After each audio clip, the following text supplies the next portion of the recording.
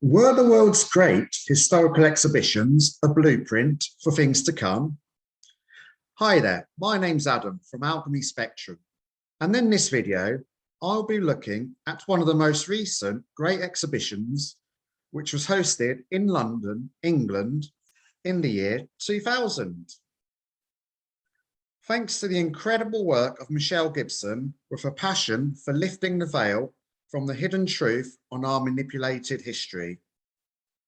As watching Michelle's videos on historical exhibitions, I was intuitively guided to take a look at a more recent major exhibition which was held in London celebrating the beginning of the third millennium in the year 2000. The Millennium Exhibition at the Millennium Dome. I have researched and present some of the findings together with my own personal interpretations, so you can make your own mind up and decide whether we were pre-warned of the pandemic and the plan of things to come 20 years later. From Michelle's in-depth research and my own findings, I personally believe one of the main purposes from these type of major exhibitions was used to showcase and roll out certain agendas and versions of a new world order, creating new timelines.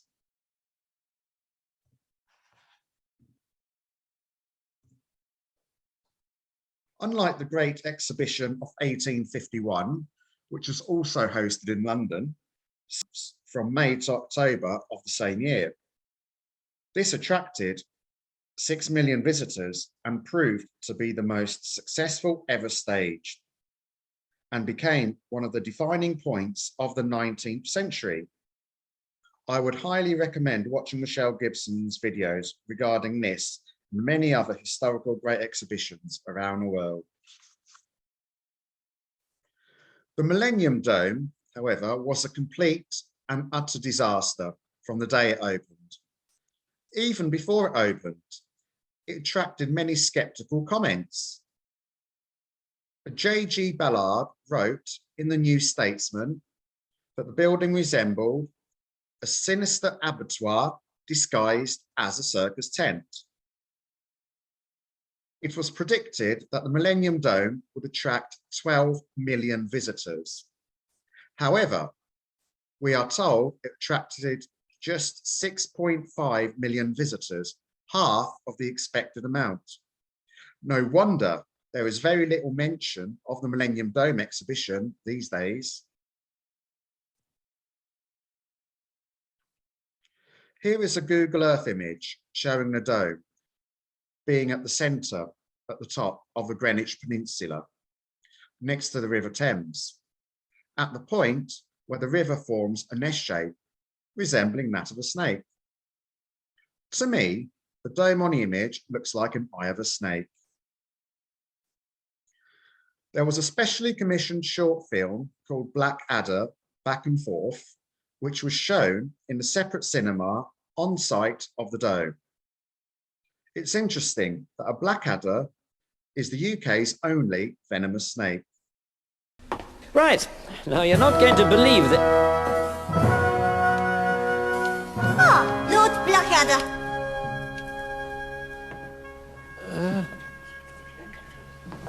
Elizabeth the First. You're wearing very weird clothes. And you're looking rather old and ugly, actually. Is that right? Of course it's right. I'm always right. Of course it's right. Elchie? Ma'am. Edmund has been very cheeky. Shall I laugh at him, or chop his ugly head off? Well, one hates to be harsh, ma'am, but I do think a bit of choppy is the only apt reaction. Very well. Kill him! Unless, of course, Eddie, you've got a present for me? A present? Yes, certainly, Your Majesty. A present. Quickly, getting bored now. Yes. Now, these may not look much. They don't. No, but, well, let's say that there was a place where you could buy absolutely everything. We already have those, Blackadder, and they're called markets. Right, right. Well, imagine that, but times 10. As it were, a supermarket. Now, if you gave someone at one of these supermarkets this, he would give you some bonus points, which would mean that once a month you could buy a tin of baked beans at half the normal price.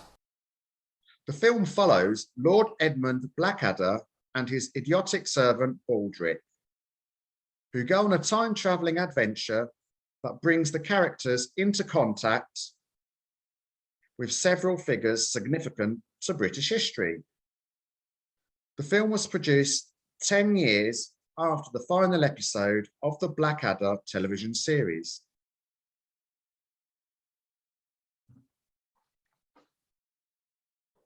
It is worth mentioning, in the year 2012, the City of London hosted the 2012 Summer Olympic Games.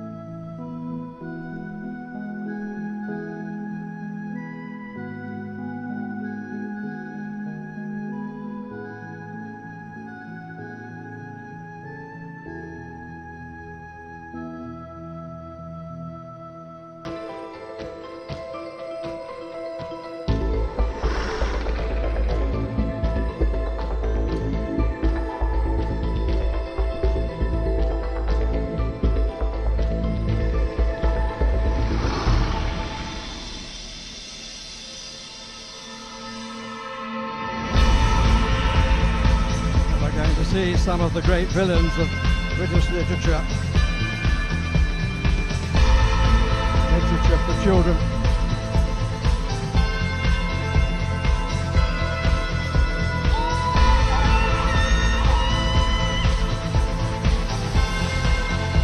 Cruella de Vil, 101 Dalmatians, Voldemort from Harry Potter, and the Child Catcher from Chitty Chitty Bang Bang. All British.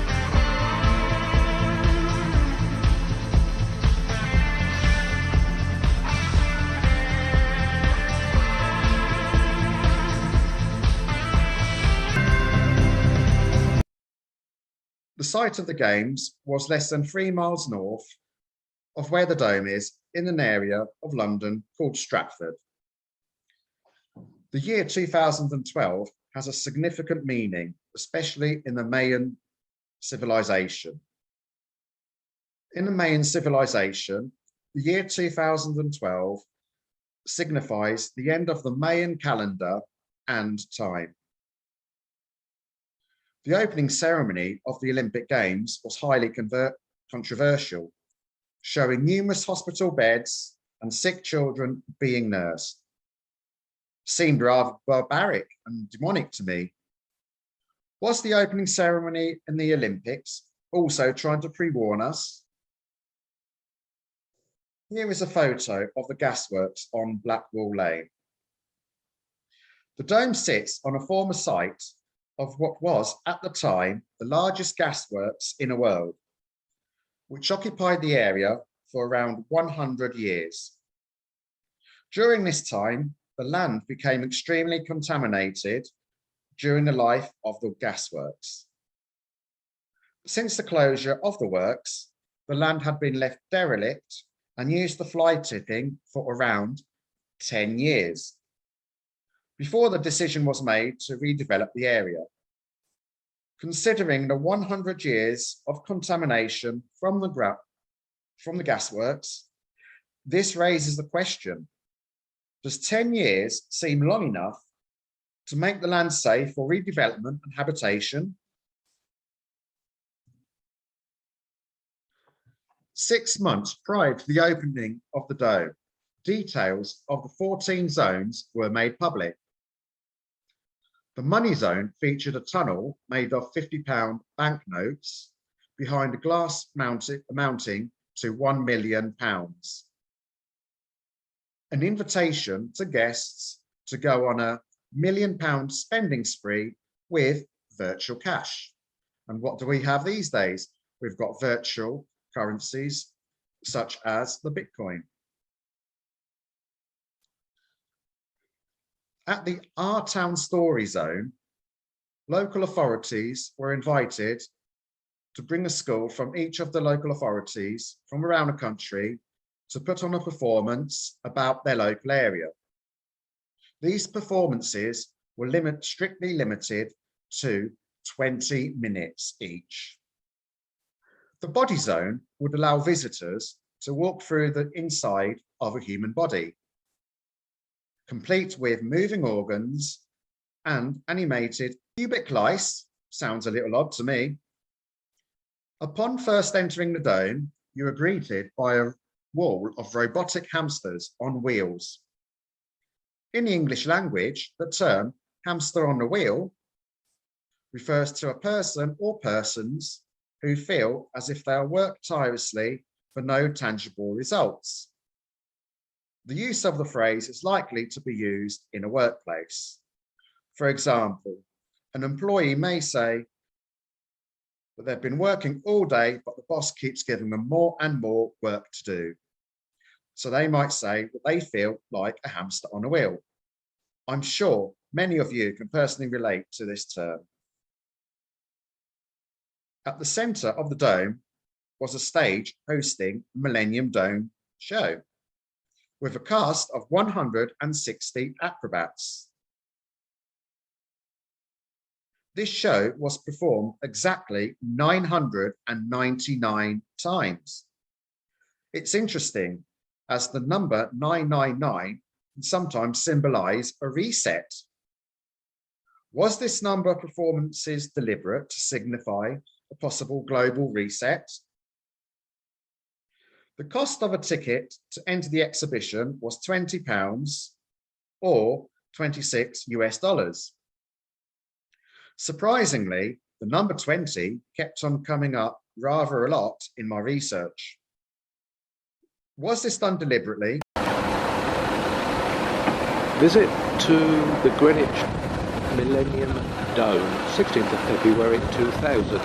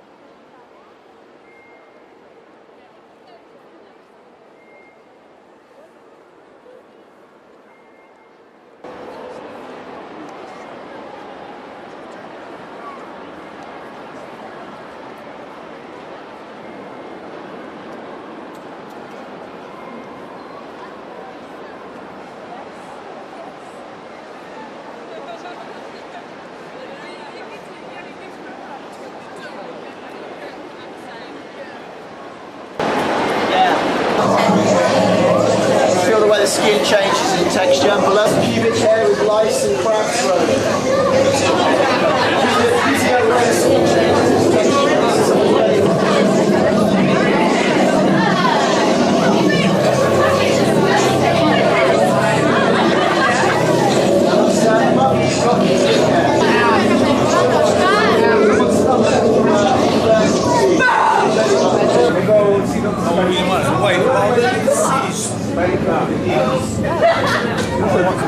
This means, ladies and gentlemen, if you can let the kids come through, please. I'll right to the front.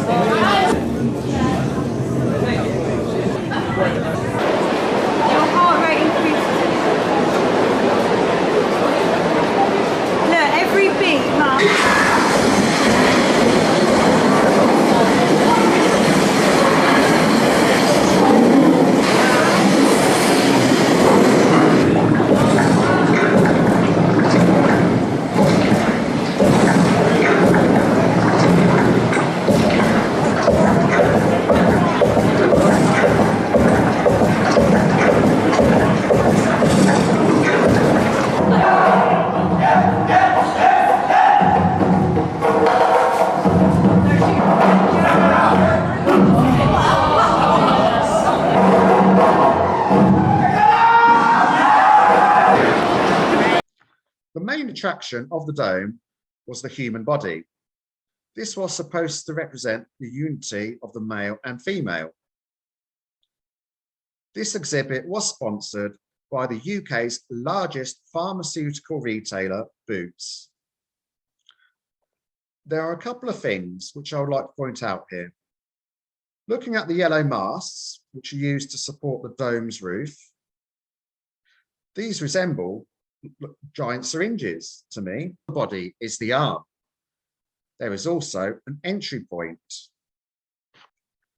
When you first entered the exhibit, the body, you saw the blood vessels and blood flowing through the body and various organs. Is it no surprise that 20 years later, in 2020, the pandemic started? It's worth looking at this image at the back of the leg, arm and back. Can you see the pixels? To me, these pixels look very similar to those which are used in QR codes. QR codes started to increase in popularity in 2020.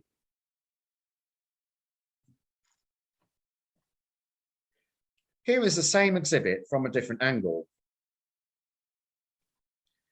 On the right, you can see what is supposed to resemble the female body.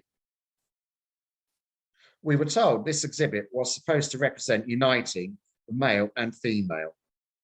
Does this image suggest unity or division? Looking at the split running down the middle. There seemed to be a rather lot of focus targeted around children in this exhibition. Here is an image of a child by himself. Does this child look happy to you, or a child who is anxious, frightened, and isolated? What's been happening in the last 2 years? Lockdowns are introduced and self-isolation. And the focal point is around the arm, yet again.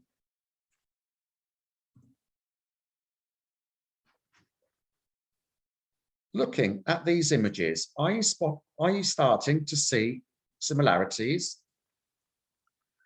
Notice how both the arms seem to be representing the letter L. So I decided to look at the symbolic meaning of the letter L. In Freemasonry, the letter L symbolizes lodge and Lehrling, which is the German word for apprentice. The word apprentice from the Latin word apprende, meaning grasp mentally or learn. It's a contraction of the word apprehend. Could these two images be symbolizing programming and control? Now, let's take a look at some of the advertising, or what some people could see as propaganda, which was used to promote this exhibition. Here is a poster referring to the scale of the dome as vast, gigantic, colossal, humongous. No word seems to be huge enough to describe the dome. To me, this image seems to resemble slices of a pizza or a pie. That dome. What's the point of that then, eh? Blooming great marquee. Wouldn't waste my time going. Apparently, I've heard.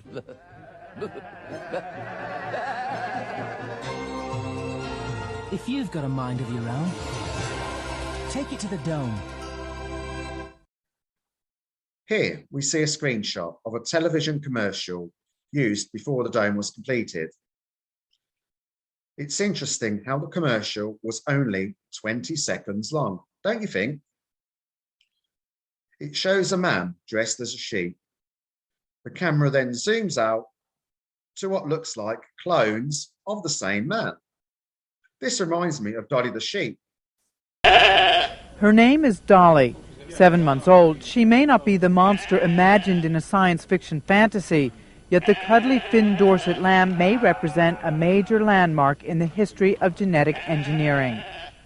On an ordinary farm in Scotland, scientists say a clone was created from a single cell taken from the udder of a sheep. The embryo was then implanted in a surrogate, making an exact genetic copy of its so-called mother. Scientists hail it as a triumph for research in aging, medicine, and genetics. Let's go to the words that were used in this commercial. The person you see here, who's dressed up as a sheep, said the following words. And another thing, that dome, what's the point of that then? Hey, blooming great marquee, I wouldn't waste my time going. Apparently, I've heard. And then there was the sound of the sheep. It's interesting how the last word he says before the sheep noises is herd, as the collective term for a group of sheep. The term following the herd springs to mind. The closing scene finishes with an actor's voice saying, "If you've got a mind of your own, take it to the dome." What could this sentence be trying to tell you? Do they want you to sacrifice your freedom, give someone else control over your mind, and not think for yourself or question what you are being told? We can certainly relate to this commercial today. The term sheeple started to be used in 2020. It is a derogatory term that highlights the passive herd behavior of people easily controlled by a governing power which likens them to sheep, a herd animal that is easily led about. The term is used to describe those who voluntarily acquiesce to a suggestion without critical analysis or research. Was this commercial's purpose propaganda and some type of subliminal programming indicating what was to come? A few final thoughts as I end this video. As I looked at the aerial image of the dome, I was reminded of the Death Star from the Star Wars movies. Can you see the similarities? Here is a screenshot from an official Star Wars website. Can you relate to the following words from this website to what is happening today regarding the unseen battles which are happening between the light and dark? The Death Star was the Empire's ultimate weapon, a moon-sized space station with the ability to destroy an entire planet. But the Emperor and Imperial officers underestimated the tendency of the Rebel Alliance, who refused to bow down to this technological terror. We can relate to the Empire and the Imperial officers today as being the Dark Forces, or as otherwise known as the Cabal, including the less than 1% of the population who believe that they own, control our planet and humanity. Their ultimate weapon is fear.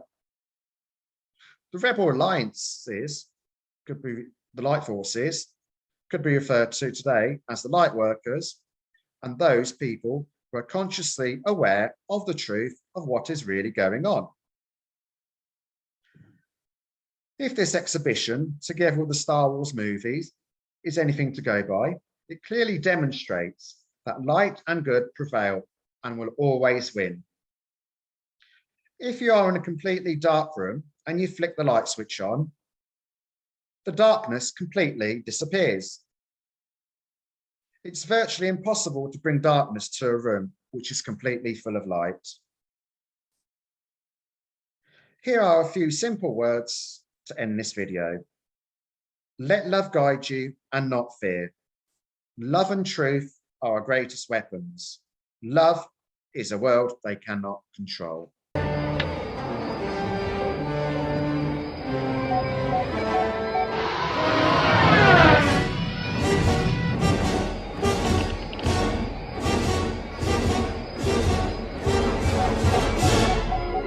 Use the Force, Luke. Let go. The Force is strong in this one. Luke, trust me.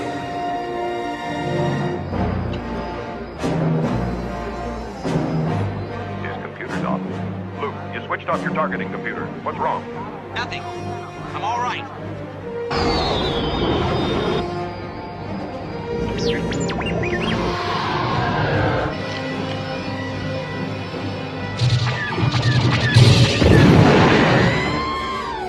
I've lost our Q.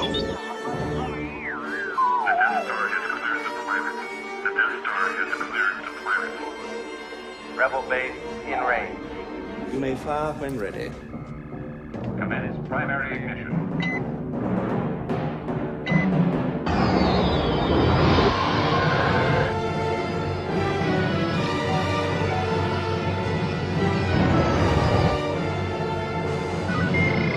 Have you now?